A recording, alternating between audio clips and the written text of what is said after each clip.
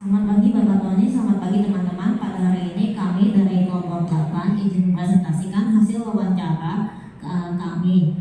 Topik yang kami ambil adalah cyberbullying pada siswa. Next. Anggota kelompok kami ada saya Winnie Tiawati, ada Claudia Christine dan Gabriela Adeline Halim. Pertama, wawancara narasumber. Jadi kami memilih narasumber yakni Federasi Serikat Guru Indonesia atau FSGI. Lokasi wawancara akan dilakukan di SMPN 255 di Jakarta Timur. Narasumbernya adalah Bapak Heru Purnomo yang memegang jabatan sebagai Sekretaris Jenderal FSGI. Tanggal wawancaranya yaitu pada tanggal 15 Maret 2024 pada pukul 8.30 pagi. Kami memilih FSGI karena kami ingin mendapatkan sudut pandang profesional guru-guru, karena FSGI ini kan organisasi profesi guru juga yang di seluruh Indonesia, dan ingin mengangkat topik cyberbullying juga ke FSGI ini. Dan FSGI juga sebenarnya sudah sering membahas mengenai kasus-kasus bullying maupun yang konvensional. Wawancara dilakukan di SMPN 255 karena narasumber bersedia diwawancara di lokasi tersebut. Untuk isi wawancaranya, jadi Bapak Heru sendiri mengatakan bahwa bullying di media sosial adalah kelanjutan dari bullying yang sifatnya konvensional. Dulu tidak ada alat perantara, sekarang ada perantaranya yaitu alat bersifat virtual. Dampaknya pun juga lebih parah karena ada sifat viralitas dari media sosial atau yang cyberbullying ini. Pencegahan dari pihak sekolah menurut dari Bapak Heru mengatakan bahwa sudah ada upaya minimalisir dengan cara pembatasan penggunaan ponsel. Jadi sudah ada upaya untuk mengumpulkan ponsel siswa di dalam suatu kotak dan tidak bisa diambil tanpa izin oleh guru selama kegiatan belajar mengajar. Edukasi literasi digital menurut Bapak Heru juga masih sangat penting di kalangan siswa, dan standarisasi untuk penjagaan cyberbullying di sekolah itu masih sangat sulit karena membutuhkannya suatu gerakan sosial berjenjang dari satuan pendidikan, masyarakat, pemerintah, provider, dan perusahaan digital yang terkait. Next. Berikut ini dokumentasinya, dan ini untuk surat keterangan tempat kegiatan. Selanjutnya akan melanjutkan teman saya, Selanjutnya kami ada wawancara masyarakat umum. Lokasi wawancara kita lakukan di lingkungan Mall Central Park. Respondennya yaitu pengunjung mall 2024 orang. Kami akan wawancara pada hari Selasa 12 Maret 2024 kemarin. Dan alasan kami memilih responden adalah pengunjung karena ingin mengetahui pemahaman sudut pandang dari masyarakat mengenai cyberbullying pada anak. Alasan kami memilih lokasi pada Mall Central Park adalah karena lokasinya sangat strategis sehingga banyak pengunjung yang dapat dijadikan calon responden.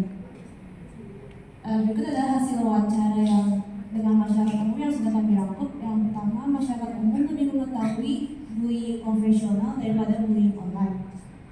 Mayoritas masyarakat menyebutkan bahwa penyebab bullying dan cyberbullying pada anak biasanya berasal dari faktor eksternal seperti pergaulan atau keluarga, dan sisanya menyebutkan bahwa dari alasan internal seperti kepribadian menyendiri atau adanya perasaan superioritas.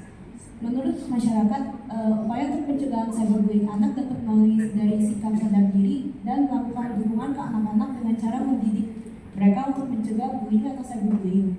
Hanya ada satu responden yang setuju bahwa sikap bela negara dapat mencegah terjadinya cyberbullying pada anak. Berikut ini merupakan foto dokumentasi kami dari masyarakat umum. Selanjutnya yang akan saya lanjutkan pada teman saya adalah di sini kami juga mewawancara masyarakat khususnya siswa sekolah. Alasan lokasi wawancara kami melakukan secara daring khususnya melalui aplikasi Zoom. Respondennya itu terdiri dari siswa SMP dan SMK. Tanggal wawancaranya Selasa 19 Maret 2024. Alasan kami memilih responden karena ingin mengetahui pemahaman siswa yang masih aktif sekolah mengenai cyberbullying pada anak usia sekolah. Alasan memilih lokasi menggunakan secara daring karena lebih memudahkan proses wawancara dan tidak mengganggu waktu pembelajaran pada siswa. Hasil yang sudah kami rangkum dan sudah kami simpulkan dari wawancara kami, pengalaman siswa terhadap cyberbullying bervariasi. Ada yang pernah mengalami cyberbullying dan juga ada yang hanya melihat saja. Ketika melihat terjadinya cyberbullying, ada siswa yang tidak tahu harus melakukan apa, dan juga ada yang merespon dengan fast checking informasi negatif yang tersebar online. Menurut para siswa juga penyebab cyberbullying disebabkan karena merasa negatif seperti merasa tersakiti, iri, cemburu, dan juga ada yang berpendapat bahwa disebabkan karena pemikiran siswa yang masih labil. Para siswa juga setuju bahwa bela negara dengan menjaga kerukunan di lingkungan sosial bisa mencegah cyberbullying. Menurut para siswa juga, cara mencegah cyberbullying itu bisa dengan melapor. Kami sempat menanyakan apakah upaya sekolah sudah efektif menurut siswa dalam mencegah cyberbullying, dan respon mereka itu kebanyakan menurut mereka upaya sekolah itu masih kurang, contohnya hanya menegur dan memberikan saja. Dan ini foto dokumentasi kami menggunakan Zoom. Selanjutnya kami juga mewawancara masyarakat khususnya orang tua siswa. Lokasi wawancara kami juga melakukan secara daring, bisa menggunakan aplikasi Zoom. Respondennya orang tua. Tanggal wawancaranya kami lakukan Kamis tanggal 21 Maret 2024. Alasan memilih responden ingin mengetahui pemahaman atau sudut pandang orang tua yang memiliki anak yang masih aktif sekolah mengenai cyberbullying pada anak usia sekolah. Alasan memilih secara daring juga karena lebih memudahkan proses wawancara dan tidak mengganggu waktu atau kesibukan para orang tua. Hasil kesimpulan dari isi wawancara kami, orang tua masih belum mendengar secara langsung kasus cyberbullying pada anaknya, walaupun sudah ada upaya dengan memancing agar anaknya bisa bercerita. Orang tua juga akan mengonsultasi kepada pihak sekolah bila ditemukan kasus cyberbullying pada anak mereka. Menurut para orang tua juga penyebab cyberbullying disebabkan karena situasi di rumah, sikap busi, atau membentuk pada geng dan rasa superioritas dari pelaku terhadap korban.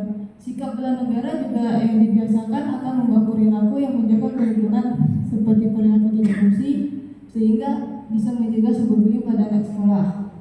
Pencegahan menurut orang tua itu bisa dilakukan dengan menjaga sikap positif, misalkan bisa disiplin masing-masing pada anak. Orang tua juga percaya bahwa upaya sekolah itu sudah maksimal, tetapi harus didampingi dengan para orang tua di dalam lingkungan rumah. Ini foto dokumentasi kami.